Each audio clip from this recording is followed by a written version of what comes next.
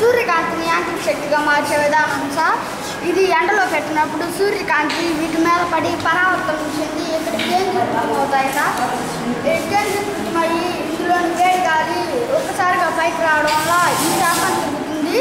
ఈ టర్బైన్స్ ఉపయోగించి పారిశ్రామికంగా విద్యుత్ తయారు చేసుకోవచ్చు. దీని ఒక చదరపు మీటరు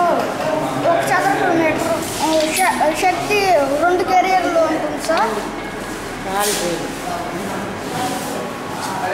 చదరపు సెంటీమీటర్ 2 క్యాలరీస్. చెప్పు. ఈ సోలార్ సిస్టంలో వెరైటీ సార్. ఇది మనం ఎండలో పెట్టాలి. ఇది ఎండలో పెట్టాలి. ఎండలో పెట్టినప్పుడు ఆ మిర్రర్స్ ఉన్నాయి కదా సార్, ఆ మిర్రర్స్ మీద ఆ కాంతి పడుతుంది. ఆ కాంతి అది పుట్టాకార దర్పణం ఇట్టుంది కాబట్టి అది పుట్టాకార దర్పణం. అది కాంతిని కేంద్రీకరిస్తుంది, ఆ పైప్ మీద కేంద్రీకరిస్తుంది సార్. దానికి బ్లాక్ పెయింట్ ఎందుకు వేసామంటే అది బ్లాక్ ఎక్కువ ఉష్ణాన్ని గ్రహిస్తుంది. కేంద్రీకరించినప్పుడు ఆ గొట్టం లోపల ఉన్న గాలి కూడా వేడెక్కుతుంది. వేడెక్కిన గాలి వ్యాకోచం ద్వారా పైకి వస్తుంది సార్. వచ్చినప్పుడు ఆ టర్బైన్ అనేది తిరుగుతుంది.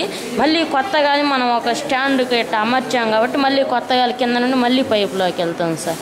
దానివల్ల టర్బైన్ తిరుగుతూ ఉంటుంది. దానివల్ల మనం విద్యుత్ ఉత్పత్తి చేసుకోవచ్చు.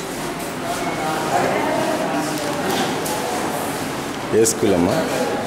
టీజెడ్పీహెచ్ఎస్ పెద్ద కోన్ సార్. నీ పేరు? సాయి.